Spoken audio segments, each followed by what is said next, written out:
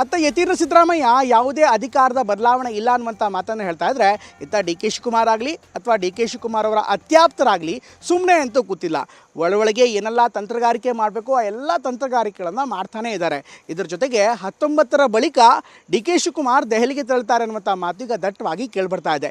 ಈ ಎಲ್ಲ ಬೆಳವಣಿಗೆಗಳ ನಡುವೆ ಇವತ್ತು ಬೆಳಗಾವಿಯಲ್ಲಿ ಒಂದು ಖಾಸಗಿ ಹೋಟೆಲ್ನಲ್ಲಿ ಡಿ ಕೆ ಶಿವಕುಮಾರ್ ತಮ್ಮ ಆಪ್ತ ಶಾಸಕರ ಜೊತೆಗೆ ಒಂದು ವಿಶೇಷವಾದಂಥ ಭೋಜನ ಕೂಟವನ್ನು ಏರ್ಪಡಿಸಿರೋದು ಹೊಸ ಚರ್ಚೆಗೆ ಕಾರಣವಾಗ್ತಾ ಇದೆ. ಹಾಗಾದರೆ ಡಿ ಕೆ ಶಿವಕುಮಾರ್ ಬಣದಿಂದ ಏನೆಲ್ಲ ಸುದ್ದಿ ಬರ್ತಾ ಇದೆ ಈ ಸ್ಟೋರಿಲಿ ನೋಡೋಣ ಬನ್ನಿ.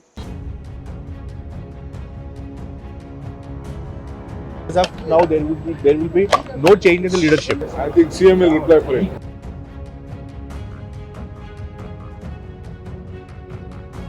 ಯತೀಂದ್ರ ಮಾತಿನ ಬೆನ್ನಲ್ಲೇ ಆಪ್ತರ ಜೊತೆ ಡಿಕೆ ಚರ್ಚೆ.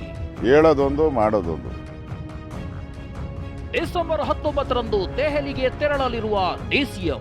ಹೈಕಮಾಂಡ್ಗೆ ಎಲ್ಲ ವಿಷಯಗಳು ಗೊತ್ತಿದೆ. ನಾವು ಸಹ ಹೈಕಮಾಂಡ್ ಹೇಳ್ತಾರೆ ಅನ್ನೋದನ್ನ ಅಪೇಕ್ಷೆ ಪಡ್ತೇವೆ. ದುಡಿದಕ್ಕೆ ಕೂಲಿ ಕೊಡಿ ಅಂತಕ್ಕಂದು ನಾವು ಕೇಳುತ್ತದೆ, ಬೇರೆ ಏನಿಲ್ಲ. ಫಿರೋಜ್ ಸೇಠ್ ಮನೆಯಲ್ಲಿ ಸಿಎಂ ಡಿನ್ನರ್ ಮೀಟಿಂಗ್. ಸಿದ್ದರಾಮಯ್ಯರೇ ಸಿಎಂ, ಸಿದ್ದರಾಮಯ್ಯರೇ 5 ವರ್ಷ. ಓದಲ್ಲಿ ಬಂದಲ್ಲಿ ಯತೀಂದ್ರ ಪುನರುಚ್ಚಾರ ಮಾಡ್ತಿರೋದು ಸಿಎಂ ಬಣಕ್ಕೆ ಏನೋ ಉತ್ಸಾಹ ಕೊಟ್ಟಂತಾಗಿದೆ. ಆದರೆ ಇದು ಡಿಕೆ ಬಣಕ್ಕೆ ಸಹಿಸಿಕೊಳ್ಳಲು ಆಗದ ವಿಚಾರವಾಗಿದೆ. ಬಹಿರಂಗವಾಗಿ ಹೇಳಿಕೆ ಕೊಟ್ಟ ತಮ್ಮ ಆಪ್ತರಿಗೆ ಡಿಕೆ ಏನೋ ನೋಟಿಸ್ ಕೊಟ್ಟು ಬಾಯಿ ಮುಚ್ಚಿಸಿದ್ರು. ಆದರೆ ಸಿಎಂ ಬಣದ ಬಾಯಿ ಮುಚ್ಚಿಸೋದು ಯಾರು ಅನ್ನೋ ಪ್ರಶ್ನೆ ಎದ್ದಿದೆ. ಪಕ್ಷದಲ್ಲೇ ಯತೀಂದ್ರಾಗೂ ನೋಟಿಸ್ ಕೊಡಬೇಕು ಅಂತ ತೆರೆ ಮರೆಯಲ್ಲೇ ಚರ್ಚೆಯೂ ಆಗ್ತಿದೆ.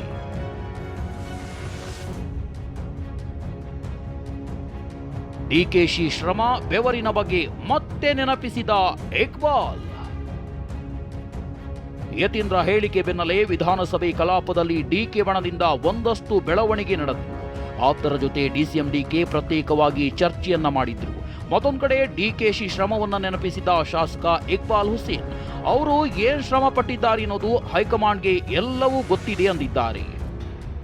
ಹೈಕಮಾಂಡ್ಗೆ ಎಲ್ಲ ವಿಷಯಗಳು ಗೊತ್ತಿದೆ. ಪಕ್ಷ ಸಂಘಟನೆ, ಹೋರಾಟ, ಶ್ರಮ, ಬೆವರು ಎಲ್ಲವೂ ಕೂಡ ಗೊತ್ತಿದೆ. ಹೈಕಮಾಂಡ್ಗೆ ಎಲ್ಲವೂ ಕೂಡ ಗೊತ್ತಿದೆ. ಡಿಕೆ ಆಪ್ತ ಶಾಸಕ ಕುಣಿಗಲ್ ರಂಗನಾಥ್ ಅಂತೂ ಹೈಕಮಾಂಡ್ ಕೆಲಸ ಯತೀಂದ್ರ ಮಾಡೋದು ಬೇಡ ಅಂತ ಪರೋಕ್ಷವಾಗಿ ಟಾಂಗ್ ಕೊಟ್ಟಿದ್ದಾರೆ. ನಮ್ಮ ಕರ್ತವ್ಯ, ನಮ್ಮ ಜವಾಬ್ದಾರಿ, ನಮ್ಮ ಇತಿಮಿತಿಲಿ ಇರಬೇಕಾದಂಥದ್ದು ನಮ್ಮೆಲ್ಲರ ಕರ್ತವ್ಯ. ನಾವು ಅದನ್ನು ಮೀರಿ ಹೈಕಮಾಂಡ್ ಅವರ ಜವಾಬ್ದಾರಿಗಳು ನಾವು ತೆಗೆದುಕೊಳಕ್ಕಾಗೋದಿಲ್ಲ. ನಮ್ಮ ಮಾನ್ಯ ಮುಖ್ಯಮಂತ್ರಿಗಳು ಸಿದ್ದರಾಮಯ್ಯ ಸಾಹೇಬರು ಹೈಕಮಾಂಡ್ ಹೇಳ್ತಾರೆ ಅನ್ನೋದನ್ನು ಪದೇ ಹೇಳ್ತಿರೋಂಥ ಹಿನ್ನೆಲೆಯಲ್ಲಿ ನಾವು ಸಹ ಹೈಕಮಾಂಡರ್ ಹೇಳ್ತಾರೆ ಅನ್ನೋದನ್ನು ಅಪೇಕ್ಷೆ ಪಡ್ತೇವೆ. ಡಿಕೆಗೆ ಅವಕಾಶ ಕೊಟ್ಟಿಲ್ಲ ಅಂದ್ರೆ ಕಾಂಗ್ರೆಸ್ ಸರ್ವನಾಶ. ಡಿಕೆ ಶಿವಕುಮಾರ್ ಕಷ್ಟಪಟ್ಟಿದ್ದಾರೆ, ದುಡಿದಿರುವುದಕ್ಕೆ ಕೂಲಿ ಕೊಡಿ ಅಂತ ಹಿಂದುಳಿದ ಸಮುದಾಯದ ಪ್ರಣವಾನಂದ ಸ್ವಾಮೀಜಿ ಒತ್ತಾಯ ಮಾಡಿದ್ರು. ಕಾಂಗ್ರೆಸ್ ಹೈಕಮಾಂಡು ಇದರಲ್ಲಿ ಸರಿಯಾದ ರೀತಿಯಲ್ಲಿ ನಿರ್ಣಯ ತೆಗೆದುಕೊಂಡಿಲ್ಲ ಅಂದರೆ ಕಾಂಗ್ರೆಸ್ ಸರ್ವನಾಶ ಆಗುತ್ತೆ, ಅಸ್ತಿತ್ವ ಉಳಿಯೋದಿಲ್ಲ. ಕಾಂಗ್ರೆಸ್ ಡಿ ಕೆ ಶಿವಕುಮಾರ್ ಕಷ್ಟಪಟ್ಟಿದ್ದಾರೆ, ದುಡಿದಕ್ಕೆ ಕೂಲಿ ಕೊಡಿ ಅಂತಕ್ಕಂದು ನಾವು ಕೇಳುತ್ತದೆ, ಬೇರೆ ಏನಿಲ್ಲ. ಅಧಿವೇಶನ ಮುಗಿದ ತಕ್ಷಣ ದೆಹಲಿಗೆ ಡಿಸಿಎಂ ಡಿಕೆ ಪ್ರಯಾಣ ಬೆಳೆಸಲಿದ್ದಾರೆ. ಡಿಸೆಂಬರ್ 19ರಂದು ದೆಹಲಿಗೆ ತೆರಳಿ 2ನೇ ಸುತ್ತಿನ ಸಭೆಯಲ್ಲಿ ಪಾಲ್ಗೊಳ್ಳಲಿದ್ದಾರೆ.